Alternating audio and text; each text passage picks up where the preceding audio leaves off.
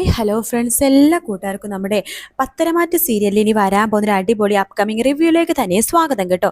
Channel ആദ്യമായിട്ടാണ് കാണുന്നെങ്കിൽ subscribe ചെയ്ത് ലൈക്ക് ചെയ്ത് സപ്പോർട്ട് ചെയ്യാൻ വേണ്ടി മറക്കല്ലേ. അങ്ങനെ ആദർശാണെന്നുണ്ടെങ്കിൽ നമ്മുടെ മൂർത്തി മുത്തശ്ശൻ്റെ അടുത്ത് നേരത്തെ ജോലിക്ക് നിന്നിരുന്ന അല്ലെങ്കിൽ അവിടെ മൂർത്തിൻ്റെ ജ്വല്ലറിയിൽ നിന്നിരുന്ന ഒരു ആളുടെ കാണാൻ വേണ്ടി പോയിരിക്കുകയാണ്. അപ്പോൾ ആൾക്ക് നന്നായിട്ട് അറിയാം, ഇതിനെ മൂർത്തിനെക്കാളും നന്നായിട്ട് അറിയും ഈ ജലജയും നാഗേന്ദ്രനും തമ്മിലുള്ള പ്രശ്നങ്ങളും ജലജയും നാഗേന്ദ്രൻ തമ്മിൽ പിരിയാനുള്ള കാരണം.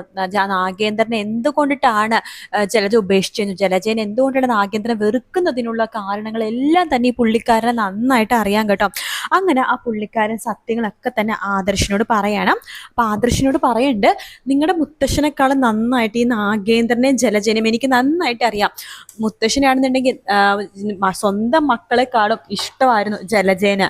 എടുത്തു വളർത്തിയ മകളാണെങ്കിൽ പോലും ഏറ്റവും കൂടുതൽ സ്നേഹം കൊടുത്തു വളർത്തിയത് ജലജക്കായിരുന്നു എന്ന് പറയുമ്പോഴേക്കും നമ്മുടെ ആദർശ് പറയുന്നുണ്ട്, അതെനിക്ക് അമ്മ പറഞ്ഞുള്ള അറിവറിയാം. ജലജ അപ്പച്ചീനെ അത്രമാത്രം മുത്തശ്ശനും ഇഷ്ടമായിരുന്നു. പിന്നെ എടുത്തു വളർത്തിയ മകളായതുകൊണ്ട് തന്നെ അവൾക്ക് ചെറിയൊരു പൊസീവ്നെസ്സും കുശുമ്പും കുഞ്ഞായ്മയും കാര്യങ്ങളും ചെറുപ്പം മുതലുണ്ടായിരുന്നു. പിന്നെ പണത്തിനോട് നല്ല ആർത്തിയായിരുന്നു. പറഞ്ഞതെല്ലാം തന്നെ നിങ്ങളുടെ മുത്തശ്ശൻ അവൾക്ക് വാങ്ങിക്കൊടുക്കുമായിരുന്നു. എങ്കിലും ആർത്തി അവൾക്ക് മുമ്പേ ഉണ്ടായിരുന്നു. അങ്ങനെയാണ് നാഗേന്ദ്രന്റെ വിവാഹാലോചന അവൾക്ക് വന്നത്. നല്ല സുമുഖൻ, സുന്ദരൻ, നല്ല പഠിച്ചിട്ടുണ്ട്, നല്ല സ്വഭാവം. നാഗേന്ദ്രനെ കുറിച്ച് തന്നെയാണോ അങ്കിളി പറയണത് എന്ന് ആദർശ് ചോദിക്കുമ്പോൾ അതെ, നാഗേന്ദ്രനെ കുറിച്ച് തന്നെയാ. നാഗേന്ദ്രൻ ഒരു ദുഷ്ടനാണെന്നും ഒരു ചതിയനാണെന്നൊക്കെയാണല്ലോ ഞാൻ കേട്ടിരിക്കുന്നത്. അതെ, നിങ്ങളെന്നല്ല നിങ്ങൾക്ക് പരിചയമുള്ള മിക്ക ആൾക്കാരും കേട്ടിരിക്കുന്നത് അങ്ങനെ തന്നെയായിരിക്കും. പക്ഷെ നാഗേന്ദ്രൻ എന്താണെന്നും ആരാണെന്നും എനിക്ക് നന്നായിട്ട് അറിയാം.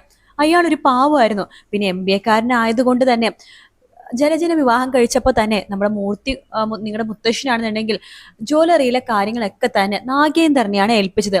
സത്യം പറയാലോ, ജയനും നോക്കുന്നതിനേക്കാളും നന്നായിട്ട് നാഗേന്ദ്രൻ ബിസിനസ്സും കാര്യങ്ങളൊക്കെ നോക്കി. അതിന്റെ ഗുണം മൂർത്തി ജ്വല്ലറിക്ക് നന്നായിട്ടുണ്ടായിരുന്നു. പിന്നെ മുത്തശ്ശന് എല്ലാ കാര്യങ്ങളും നാഗേന്ദ്രനെയാണ് ഏൽപ്പിച്ചുകൊണ്ടിരുന്നത്. എല്ലാ കാര്യങ്ങളും വെച്ചാൽ ജ്വല്ലറിയിലെ എല്ലാ കാര്യങ്ങളും, കാരണം അതിന്റെ ഗുണവും ഉണ്ടായിരുന്നു. അത്രമാത്രം ബിസിനസ്സിൽ പെട്ടെന്ന് പിടിച്ചു കയറുന്ന ഒരാളായിരുന്നു നാഗേന്ദ്രൻ. പക്ഷെ തട്ടിപ്പോ വെട്ടിപ്പോ ചതിയോ ഒന്നും ഉണ്ടായിട്ടില്ല. പക്ഷെ നാഗേന്ദ്രന് ഭയങ്കര ജീവനായിരുന്നു ജലജ എന്ന് വെച്ചാൽ അത്ര ജീവനായിരുന്നു. പിന്നെ 2 മക്കളെ അബിയും അതുപോലെ തന്നെ അവന്തികയും. എന്താ അതന്നെയല്ല ആ പിള്ളേരുടെ പേര്? അതെ, അതന്നെ അവരുടെ പേര്. അതായത് ഈ പറയുന്ന അവന്തിക എന്ന പെൺകുട്ടി ജനിച്ച് ഒരു വയസ്സാവുന്നതിന് മുമ്പാണ് ആ ഒരു വലിയ സംഭവം നിങ്ങളുടെ തറവാട്ടിൽ ഉണ്ടായത്. എന്താ സംഭവം എന്ന് ആദർശ് ചോദിക്കുമ്പോൾ അന്ന് അക്ഷയ തൃതീയൊക്കെ നടക്കാൻ പോകുന്നൊരു സമയമാണ്. മുത്തശ്ശൻ ഏതൊക്കെയോ രാജ്യങ്ങളിൽ പോയിട്ട് നല്ല രീതിയിൽ ഡിസൈൻ ചെയ്യുന്ന ആൾക്കാരുടെ കയ്യിൽ നിന്ന് ഒരു പ്രത്യേക തരം രത്നങ്ങളൊക്കെ പതിപ്പിച്ച ഒരു നെക്ലസ് ഡിസൈൻ ചെയ്ത് കൊണ്ടുവന്നു. അങ്ങനത്തെ ഒരു നെക്ലസ് ഇതുവരെ ആരും കണ്ടു കാണില്ല. അത്ര വില മതിപ്പുള്ളതും കാണാൻ അത്ര ഭംഗിയായിരുന്നു. കണ്ടു കഴിഞ്ഞാൽ കണ്ണെടുക്കാൻ തോന്നില്ലായിരുന്നു. മുത്തശ്ശൻ അത് രഹസ്യമായിട്ടാണ് നാഗേന്ദ്രന്റെ കയ്യിൽ കൊടുത്തത്. അക്ഷയ തൃതീയ വരുമ്പോൾ ഒരുപാട് ജ്വല്ലറിക്കാര് എക്സിബിഷനും കാര്യങ്ങളും നടത്തുമല്ലോ. ആ സമയത്ത് മൂർത്തി ജ്വല്ലറിയിൽ നിന്ന് ഈ ഒരു നെക്ലസ് ആണ് പ്രദർശിപ്പിക്കേണ്ടത്. ഈ നെക്ലസ് നീ ഭദ്രമായിട്ട് വെക്കണം, പിന്നെ ഇതിൽ വെച്ച് പിടിച്ചു കയറി നമ്മുടെ ബിസിനസ് വളർത്തണം എന്ന് പറയുമ്പോൾ മുത്തശ്ശനോട് നാഗേന്ദ്രൻ വാക്ക് കൊടുക്കേണ്ട, അങ്കിൾ ഒന്നും കൊണ്ട് പേടിക്കേണ്ട, ഈ അക്ഷയ തൃതീയ കഴിയുമ്പോൾ നമ്മുടെ ജ്വല്ലറി അങ്ങ് മുകളിലേക്ക് പോകും. മുത്തശ്ശൻ പ്രത്യേകം പറയേണ്ട, നാഗേന്ദ്ര വേറൊരു കാര്യം പ്രത്യേകം ശ്രദ്ധിക്കണം. നമ്മുടെ തൊട്ട് താഴെയായിട്ട് 2-3 ജ്വല്ലറിക്കാരുണ്ട്. ഈ അക്ഷയ തൃതീയയില് നമുക്ക് ഇത്രയും കച്ചവടം കിട്ടിയില്ലെങ്കിൽ നമ്മൾ ഒറ്റയടിക്ക് താഴേക്ക് പോകും. എനിക്കറിയാം അങ്കിൾ അതിനെ കുറിച്ച് ഓർത്ത് ഒന്നും പേടിക്കണ്ട, അത് ഞാൻ ഏറ്റു എന്ന് നാഗേന്ദ്രൻ പറയാണ്. അങ്ങനെ നെക്ലസ് മുത്തശ്ശൻ നാഗേന്ദ്രന്റെ കയ്യിൽ കൊടുക്കുകയാണ്. നാഗേന്ദ്രൻ ആ നെക്ലസ് ആയിട്ട് നേരെ ബെഡ്റൂമിൽ വരെയാണ്. അപ്പോൾ ജലജ അവിടെ ഉണ്ട് കേട്ടോ, കുഞ്ഞിനെ നോക്കിക്കൊണ്ടിരിക്കുകയാണ്. ആരാ? അവന്തികേന. ജലജ ചോദിക്കുന്നുണ്ട്, അല്ല നിങ്ങൾ എന്താ അച്ഛൻ പെട്ടെന്ന് വിളിച്ചത്? അതോ, അത് അക്ഷയ തൃതീയയുടെ കുറച്ച് കാര്യങ്ങളൊക്കെ പറയാനാണ്. അല്ല, നിങ്ങളുടെ കയ്യിൽ എന്തോ ഒരു ബോക്സ്? അതൊരു നെക്ലസ് ആണ്. അക്ഷയ തൃതീയക്ക് അത് നമുക്ക് എക്സിബിഷന് വെക്കാനുള്ള നെക്ലസ് ആണ്. ഇവിടെ കാണിച്ചേ? അത് പിന്നെ കാണിക്കേ എന്ന് പറയാണ്. അങ്ങനെ നാഗേന്ദ്രൻ ആ നെക്ലസ് കാണിക്കും. ഭീഷണ, ഇത് എന്ത് ഭംഗിയാ, കണ്ടിട്ട് കൊതി മാറണില്ല. അയ്യോ സൂപ്പർ, ഒരു രക്ഷയില്ല. ഏട്ടാ ഈ നെക്ലസ് ഞാനൊന്ന് ഇട്ട് നോക്കട്ടെ. അയ്യോ ജലജെ, ഇത് ഇടാനായിട്ടുള്ളതല്ല, ഇത് പ്രദർശനത്തിന് വെക്കാനാണ്. ഈ നെക്ലസിൽ പിടിച്ച് കയറിയിട്ട് വേണം മൂർത്തി ജ്വല്ലറി അങ്ങ് മുകളിൽ എത്തിക്കാനായിട്ട്. അത് ഞാൻ ഏറ്റു, അത് ഞാൻ അങ്കിളിന് വാക്കും കൊടുത്താണ്. പിന്നെ ഈ നെക്ലസിന് എങ്ങനെ പോയാലും കോടിക്കണക്കിന് രൂപ വരില്ലേ? പിന്നെ ഒരു കോടിക്കണക്കിന് രൂപ വരും. മുത്തശ്ശൻ ഒരുപാട് അതായത് അങ്കിൾ ഒരുപാട് കഷ്ടപ്പെട്ടാണ് ഈ ഒരു സംഭവം എത്തിച്ചത്. ഏതാ എന്നോടുള്ള വിശ്വാസം കൊണ്ട് എന്നെയാണ് ഏൽപ്പിച്ചേക്കണത്. പ്ലീസ് പ്ലീസ് പ്ലീസ് ഈ നെക്ലസ് ഞാൻ എടുത്തോട്ടെ, ഇത് കളവ് പോയെന്ന് പറഞ്ഞാൽ മതി, വല്ല കള്ളനും കയറി പോയെന്ന് പറഞ്ഞാൽ മതി, എനിക്ക് അത്രമാത്രം ഇഷ്ടമായി. അതൊന്നും പറ്റില്ല, അങ്കിളെ ചതിക്കാൻ എനിക്ക് പറ്റില്ല. നോക്ക്, നിങ്ങൾക്ക് ഞാനാണോ എൻ്റെ അച്ഛനാണോ വലുത് എന്ന് ചോദിക്കുമ്പോൾ, അത് പിന്നെ അത് നീയും എൻ്റെ മക്കളും തന്നെ എനിക്ക് വലുത്, എങ്കിൽ എൻ്റെ മക്കൾക്കും എനിക്ക് വേണ്ടി നെക്ലസ് തരണം. അയ്യോ, അത് അങ്കിൾ എങ്ങാനും അറിഞ്ഞ, അച്ഛനൊന്നും അറിയില്ല, ഞാനല്ലേ വാക്ക് തരുന്നത്, കള്ളം കയറുന്നത് മോഷ്ടിച്ചെന്ന് പറഞ്ഞാൽ അച്ഛൻ ഇതുപോലത്തെ ഒരെണ്ണം കൂടി ഉണ്ടാക്കാൻ വലിയ പാടൊന്നുമില്ല, അച്ഛൻ വേറൊരെണ്ണം പണിയിപ്പിച്ചോളും, നിങ്ങൾ ഈ നെക്ലസ് എനിക്ക് താ, അത് പിടിക്കപ്പെട്ട് കഴിഞ്ഞാൽ ഞാൻ ഒരിക്കലും ഏട്ടനെ ഒറ്റില്ല, അതെ ഇത് ഞാൻ തരുന്ന വാക്കാണ് എന്നൊക്കെ ജലജ പറയാട്ടോ. പക്ഷേ ഈ ഒരു നെക്ലസ് പിന്നീട് ഉണ്ടാക്കാൻ പറ്റാത്തൊരു തരം നെക്ലസ് ആണ്. കാരണം അത്രമാത്രം, അതായത് ഒരുപാട് മാസങ്ങളുടെ കഠിനാധ്വാനത്തിൽ ഉണ്ടാക്കിയൊരു നെക്ലസ് അത്. അങ്ങനെ അക്ഷയതൃതീയയുടെ സമയം വരുവാണ്. നാഗേന്ദ്രനോട് മുത്തശ്ശൻ പറയുന്നുണ്ട്, അതെ നാഗേന്ദ്ര, ആ നെക്ലസ് ആയിട്ട് വേണം ഇന്ന് പോവാനായിട്ട്. അത് അങ്കിളെ ഒരു പ്രശ്നമുണ്ട്. പ്രശ്നമോ? എന്ത് പ്രശ്നം? ആ നെക്ലസ് കാണുന്നില്ല.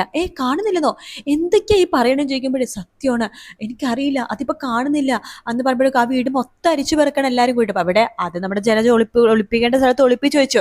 പക്ഷെ ഇത് കാണുന്നുണ്ട്, നമ്മുടെ മുത്തശ്ശൻ ഒളിപ്പിച്ചു വെച്ച സ്ഥലം കാണുന്നുണ്ട്. അപ്പൊ ജലജയെടുത്തും നാഗേന്ദ്രനും ചോദിക്കുന്നുണ്ട്, ഇത് നിങ്ങൾ ആരും ഒളിപ്പിച്ചു വെച്ചതാണ്, സത്യം പറ, ഈ നെക്ലസ് നിങ്ങൾ എന്തിനാ ഒളിപ്പിച്ചു വെച്ചത്? അപ്പൊ ഈ നെക്ലസ് സ്വന്തമാക്കാനായിരുന്നു ഉദ്ദേശം അല്ലേ? ജലജ, നീയാണോ ഈ നെക്ലസ് എടുത്തു വെച്ചത്? നിനക്കാണല്ലോ പണത്തിനോടും പൊന്നിനോടും ഒക്കെ ആർത്തി, അതുകൊണ്ടാണ് നിന്നോട് ചോദിക്കണം, നീയാണിത് എടുത്തു വെച്ചത്. അപ്പൊ ജലജയുടെ സ്നേഹം കൊണ്ട് നമ്മുടെ ഇത് നാഗേന്ദ്രൻ ആ കുറ്റം സ്വയം ഏൽക്കാണ്. അവൾക്ക് ഇഷ്ടപ്പെട്ടെന്ന് പറഞ്ഞപ്പോൾ ഞാൻ അവൾക്ക് ഗിഫ്റ്റ് കൊടുത്താണ്, അങ്കിൾ എന്നോട് ക്ഷമിക്കണമെന്ന് പറയാണ്. അത് കേൾക്കുമ്പോഴേക്കും ജലജ, ഓഹോ അപ്പൊ അയാൾ കുറ്റം ഏറ്റെടുത്തു, എങ്കിൽ ആ കുറ്റം ഫുള്ളും അയാളുടെ തലയിലേക്ക് കെട്ടിവെക്കാം എന്ന് ജലജയൻ തീരുമാനിക്കുകയാണ്. ഇയാൾ നമ്മുടെ കുടുംബം നശിക്കും അച്ഛാ, ഇയാൾക്ക് വേറെ പെണ്ണുങ്ങളുടെ ബന്ധമുണ്ട് അച്ഛാ, വേറെ ഏതോ പെണ്ണിനെ കൊടുക്കാൻ വേണ്ടി എടുത്തു വെച്ചതാ ചെയ്ത് എന്നൊക്കെ പറഞ്ഞിട്ട് ഒരു അവിഹിത കഥയും കൂടി നമ്മുടെ നാഗേന്ദ്ര തലയിലേക്ക് വെച്ച് കെട്ടാണ് ജലജ. അത് നമ്മുടെ നാഗേന്ദ്ര ഭാഗത്ത് ശരിയുണ്ടോ അത് തെറ്റുണ്ടോ എന്ന് പോലും മുത്തശ്ശൻ ആലോചിക്കുന്നില്ല കേട്ടോ.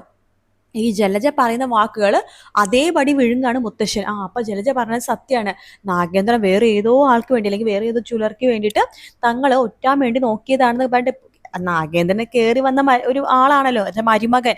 അപ്പൊ ആ ഒരു മരുമകളും മരുമക്കത്തായും ഒക്കെ അവിടെ ഉണ്ട്. അപ്പൊ അതുകൊണ്ട് തന്നെ നമ്മുടെ നാഗേന്ദ്രനെയാണ് സംശയിക്കുന്നത്, നാഗേന്ദ്രനെയാണ് അതിന്റെ പേരിൽ പുറത്താക്കുന്നത്.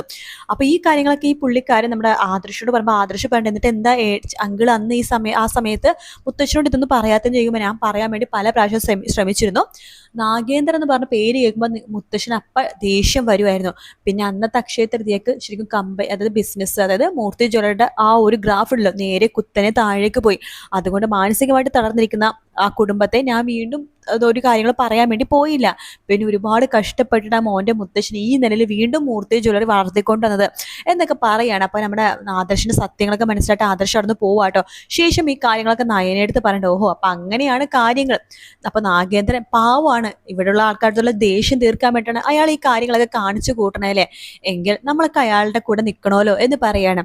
അങ്ങനെ ആദർശ് നമ്മുടെ നാഗേന്ദ്രനെ കാണാൻ തന്നെ വിചാരിക്കുകയാണ്. കാരണം നാഗേന്ദ്രൻ തെറ്റൊന്നും ചെയ്തിട്ടില്ല, തെറ്റിദ്ധാരണയുടെ പുറത്ത് അദ്ദേഹത്തിന് ഒരു പഴി കേൾക്കേണ്ടി വന്നു, ചെയ്യാത്ത തെറ്റിന് കുറ്റം ഏൽക്കേണ്ടി വന്നു. അപ്പൊ അതിന്റെ ഒരു ദേഷ്യമാണ് മനസ്സിലാവുന്ന ആദർശ് നയനയൊക്കെ നാഗേന്ദ്രന്റെ കൂടെ നിൽക്കുകയും, ജലജ ഒരു വൃത്തികെട്ടവളാണെന്നും ചതിക്കുന്നവളാണെന്നും പണത്തിനും പൊന്നിനും വേണ്ടി എന്തും ചെയ്യാൻ പഠിക്കാത്തവളാണെന്നുള്ള കാര്യങ്ങളൊക്കെ തെളിയിക്കാൻ പോകുന്ന ഭാഗമാണ് നമ്മളിനി കാണാൻ പോകുന്നത് കേട്ടോ. എന്തായാലും ഫ്ലാഷ് ബാക്ക് കാണിച്ചപ്പോൾ ഇങ്ങനെ ഒരു ട്വിസ്റ്റ് പ്രതീക്ഷിച്ചില്ലല്ലേ? ഞാൻ അപ്പോഴേ പറഞ്ഞില്ലേ നാഗേന്ദ്രൻ ഒരു പാവമായിരുന്നെന്ന്.